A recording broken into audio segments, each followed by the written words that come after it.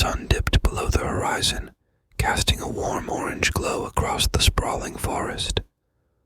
The rhythmic crackling of the campfire echoed through the stillness, and a gentle breeze rustled the leaves overhead. Emily sat by the fire, mesmerized by the dancing flames, enjoying the solitude of her solo camping trip. As the night deepened, she felt the chill in the air and decided to retire to her small, cozy tent. She zipped open the entrance and crawled inside, wrapping herself in a sleeping bag. The only sounds were the distant hoots of owls and the soft rustling of leaves in the night breeze. Just as Emily was about to drift into a peaceful slumber, she heard a twig snap outside her tent. Her senses heightened, and she held her breath, straining to catch any further sounds. The forest seemed to hold its breath along with her. Then the tent zipper slowly moved, and Emily's heart quickened. With a mix of trepidation and curiosity, she reached for the flashlight beside her sleeping bag. Flicking it on, she directed the beam toward the tent entrance, revealing a silhouette.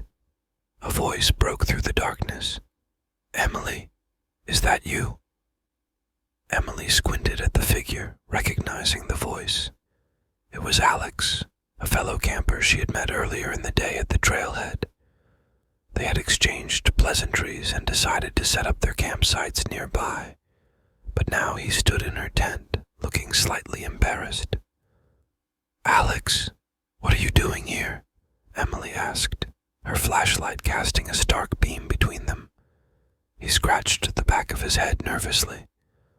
"I was hiking back to my tent when I got disoriented. I thought this was my spot. Sorry about that." Emily couldn't help but chuckle at the awkward situation. "Well, this is definitely my tent. Your spot must be nearby. Do you need help finding it?" Alex's embarrassment transformed into a sheepish grin. "Yeah, that would be great. I got turned around in the dark."